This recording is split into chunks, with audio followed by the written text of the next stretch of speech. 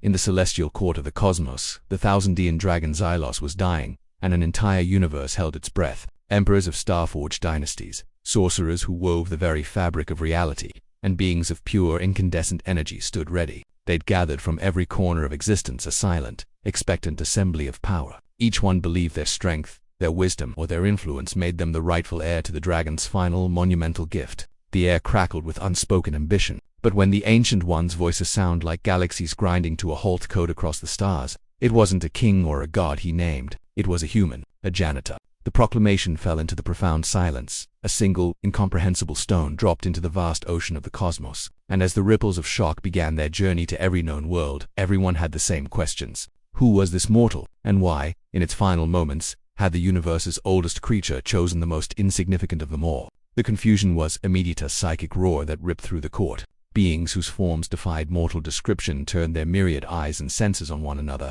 A human in this hallowed space. The word itself was an insult. Humans were just a fleeting species, a flicker of organic matter on a forgotten planet in some unremarkable arm of the galaxy. They were known, if they were known at all, for their fragility, their chaotic emotions, and their laughably short lifespans. And a janitor. The concept was so alien, so base, that the assembled demigods struggled to even form a picture of it in their minds. From the gilded balconies, Archon Valerius of the Star Dominion clenched a gauntlet fist. For a millennium, his legion, the Unbroken Ninth, had guarded the dragon's perch. They had bled and died to protect Xylos from cosmic horrors. That gift, the very essence of the dragon which held the power to stabilize suns, was their right. To be overlooked for some menial laborer was an offense that bordered on cosmic treason. Valerius's gaze, hard as neutronium, swept the silent court, searching for a sign of some trick. There was none. Only the fading light of the great dragon and the echo of its impossible last will not far away.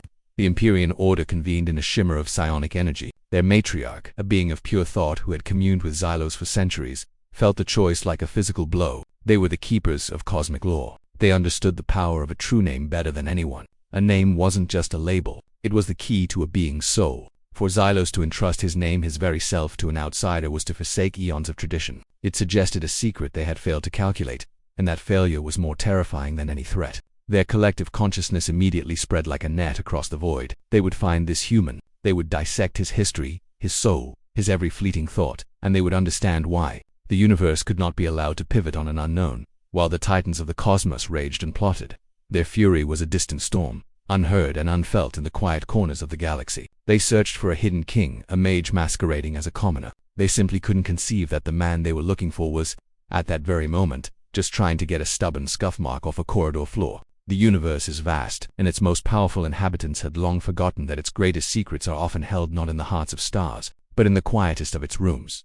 Asterisk on Citadel Station, a diplomatic hub so vast its lower levels hadn't seen natural light in centuries. Arthur was having a perfectly ordinary night. The low hum of a life support system was his constant companion, a sound he found more comforting than silence. Arthur was a man of quiet routines, his face a roadmap of gentle wrinkles, his hands gnarled but steady. He was the graveyard shift janitor for Sector Gamma 7, a maze of sterile corridors that no one important ever visited. His life was a study in being unnoticed. He moved through the station like a ghost in a faded blue uniform, his cart squeaking out a familiar rhythm. But Arthur wasn't just a cleaner. He was a curator of forgotten things. He took a quiet pride in his work that baffled the few who even saw him. He'd spend an extra 10 minutes polishing the tarnished nameplate of a bureaucrat reassigned decades ago, because it just felt right that a name should be seen. He knew the exact chemical mix to remove the bootprints of Xylosian guards without dulling the floor's sheen. He often left a small dollop of nutrient paste near a service conduit where a stray three-eyed synthcat liked to hide. These weren't acts of obligation. They were small, quiet affirmations of existence in a place that only valued function. Arthur once had a different life, a wife, a daughter, a small plot of land on a world now lost to border skirmishes. He never spoke of it. The grief was an old, worn stone in his heart, one he'd carried so long it had simply become a part of him. His work was his refuge, a simple ritual that kept the ghosts at bay. In the grand, indifferent machine of the Citadel, his small tasks were the only things that made sense.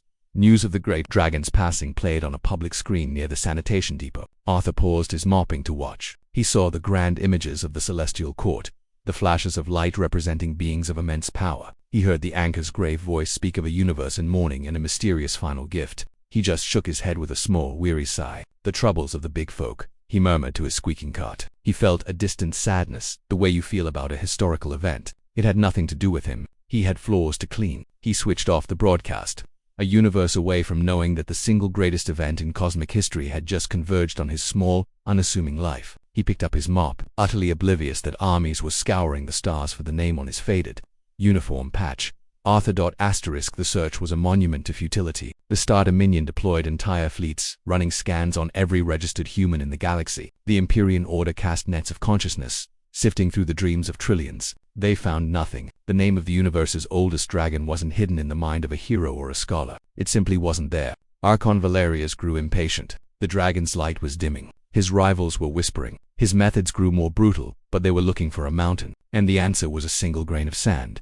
Back on Citadel Station, Arthur was cleaning the archival wing, a place even more forgotten than his usual route. He was dusting a series of crystalline data. The air here was different, tinged with the faint ozone-like scent of decaying information. It was a smell he hadn't encountered in years, not since he was a young man. He paused, hand hovering over a crystal. The scent was a key, turning a lock in his mind that had been rusted shut for 40 years. The memory bloomed not as a story, but as a rush of pure sensation. The biting cold of a rogue moon, the acrid smell of burnt metal. He was young again, a low-grade tech, on a remote asteroid mining outpost called X9. The ship had crashed. At least, that's what they thought. The commander had ordered everyone to stay inside. But Arthur, young and driven by a curiosity he could never quite suppress, had slipped out. He found the wreck in a deep crater. It wasn't a ship. It was a creature, vast and scaled, its body a ruin of emerald and gold. One wing was torn, and a deep gash ran along its flank, weeping a fluid that glowed with a faint inner light. It was a dragon, a young one,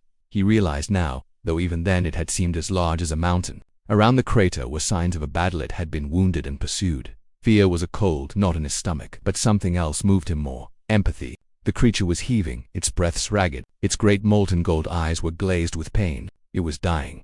Ignoring every instinct for self-preservation, Arthur slid down into the crater. He had no medicine, no tech that could possibly help. He only had what was in his utility pack, a canteen of water and a roll of clean cloth. He approached slowly, hands open, murmuring soft sounds of comfort. The dragon watched, too weak to move. Arthur knelt by its massive head and gently began to clean the wound. He offered it water, pouring a stream onto its cracked lips. He stayed with it for hours. He knew the coming cold would kill it if the wounds didn't. Desperate, he remembered a data slate he'd found years before, filled with forgotten lore. He pulled it out and began to read aloud, choosing a long, epic poem about the birth of stars. He didn't understand the words, but the cadence was soothing. And then he spoke a line, a single word that felt different. It resonated, humming in the air's hilos. He didn't know what it meant. He just thought it was a beautiful sound. At the word, the dragon's eye twitched. A low rumble, not of aggression but of recognition, sounded deep in its chest. It was a sound of immense loneliness, and of a brief, startling connection. Arthur read the rest of the poem and then sat with the creature until its breathing deepened. By the time the authorities arrived, the dragon was gone. The incident was forgotten. 40 years later, standing in the silent archive, Arthur's hand trembled. Xylos, the name from the broadcast. The dragon, it couldn't be, and yet, the memory was as clear and solid as the crystal shelf beneath his fingers. He, Arthur, a janitor, knew the name the entire universe was desperately looking for.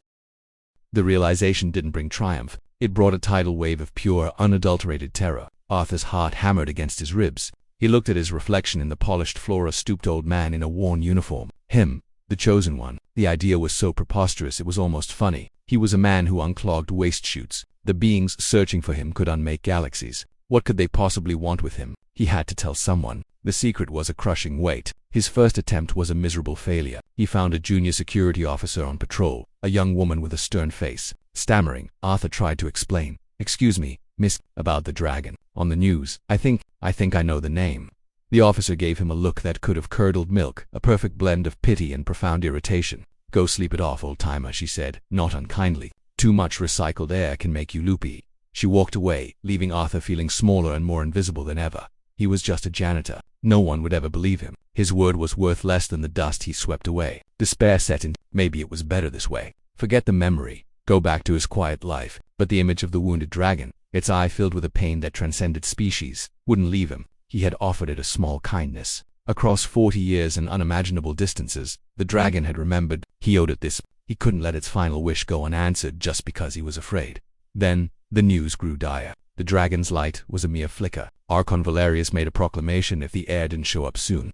The Star Dominion would seize the dragon's body by force upon its death, harvesting its power. The celestial court would become a battlefield. Arthur heard this, and his fear was finally burned away by resolve. They saw the dragon not as a being but as a resource, a prize. They didn't care about its wish, only its power. He looked around his Spartan room. There was nothing for him here but floors and memories. His life had been one of quiet service. Maybe it was time for one last, loud act. If the powerful wouldn't listen, he would go to them. But how does a janitor travel to a place outside of normal spacetime? He didn't have a ship or money, but he had something else. 40 years of knowledge of the station's forgotten pathways. He knew the maintenance shafts, the cargo schedules, the security blind spots. He knew which freighters made recycling runs near the Galactic core route that would get him close enough. His journey would be one of humble ingenuity. He packed a small bag with a spare uniform, a few nutrient bars, and the old data slate with the poem. He was a janitor, and it was time to make his rounds on a cosmic scale. Arthur's arrival at the Celestial Court was, in its own way, as shocking as the dragon's first announcement. He emerged not from a shimmering portal, but from a grimy service hatch hidden behind a tapestry. He was a smudge of gray and blue in a panorama of impossible color, his janitor's uniform stained with grease, his only luggage a squeaking cleaning cart. He was immediately surrounded. Guards from the unbroken Ninth, clad in light-absorbing armor, formed an impassable ring. Archon Valerius strode forward, his face a mask of contempt. "What is this filth?" His voice boomed. "How did a mortal pest find its way here? Remove it." But as the guards moved in, a faint golden light pulsed from the center of the court where the great dragon lay. It was barely a flicker, but it was enough. A soft, weary feeling washed over the court, not a word, but a feeling of recognition. The guards faltered. They were soldiers, but they were sworn to protect Xylos, and this was somehow part of its will. Valerius stared, his certainty cracking. The Empyrean matriarch manifested beside him. "Wait," her thought voice whispered, laced with astonishment. "It senses him. It knows him." The circle of guards parted. Trembling Arthur looked past them to the source of the light. There, on a dais of obsidian, lay the dragon. It was impossibly ancient, its scales the color of fading embers, its lifelight just a soft, rhythmic glow, like the last beat of a dying star. It was the creature from his memory, magnified by time into something mythic and heartbreakingly frail. Arthur began to walk. Each step felt impossibly loud in the silence. He walked past emperors and gods, ignoring their stares of shock and outrage. His eyes were only for the dragon.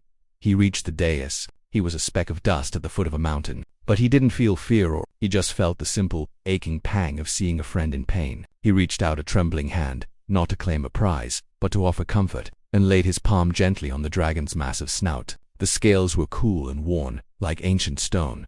Then, he leaned in close to the dragon's immense, shuttered eye. In the echoing silence of the cosmos, watched by an audience of demigods, the human janitor spoke. It wasn't a shout of power. It was a whisper, soft and clear. Xylos. It was the name of a friend. The effect wasn't the explosion of energy the court expected. Instead, a wave of gentle, golden warmth radiated from the dragon, washing over everyone. It was a feeling of peace, of a burden finally laid down. The frantic, dying flicker in Xylos's chest calmed, stabilizing into a slow, steady glow. The great dragon's eye, clouded with the dust of 10,000 years, slowly opened. It was clear. For one final moment, it looked at Arthur, and in its ancient gaze was not power or majesty, but a universe of profound, soul-deep gratitude. A single, crystalline tear, a solidified drop of pure starlight, detached from its eye and floated gracefully toward Arthur. And then, with a final soft sigh of relief, the great dragon Xylos dissolved, its ancient form unwound, not in fire or fury, but into a silent constellation of gentle light, which drifted up and faded into the cosmos, leaving behind only peace. The single crystalline tear drifted into Arthur's outstretched hand. It was warm. As his fingers closed around it, the tear dissolved into light, flowing into his palm and leaving behind a small, intricate mark that glowed like a distant star. He felt no surge of power, no influx of forbidden knowledge. Instead, a quiet warmth spread through him, a feeling of deep, abiding peace. It was the gift of memory, the weight and warmth of a friendship that had spanned the void. The court was frozen. They had come expecting a war and had witnessed a quiet goodbye. Archon Valerius stared at the empty dais, then at the grimy janitor.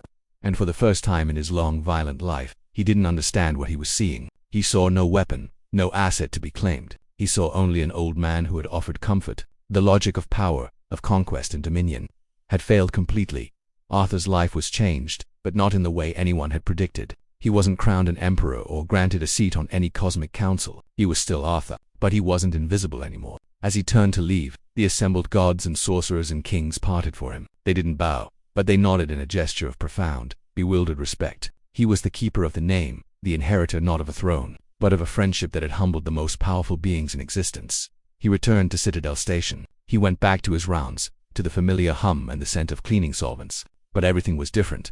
The mark on his hand glowed faintly under his glove, a secret warmth. Sometimes, as he polished a forgotten nameplate, a memory that was not his own would surface, the feeling of soaring through a newborn nebula, the quiet joy of watching life unfold. He was still a janitor, but his soul now held the perspective of a stargazer.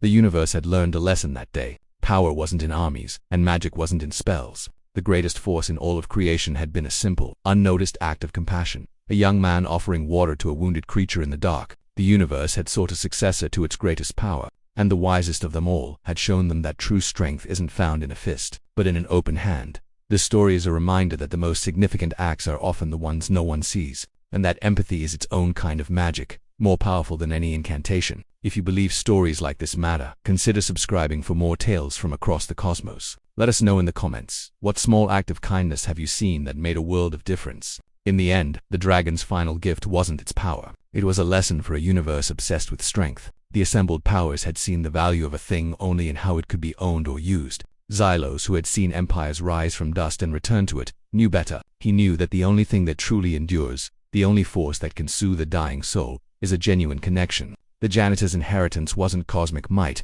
but cosmic significance. He didn't become a god. He became a reminder, a quiet, humble testament that the greatest force in the universe will always be a simple act of kindness.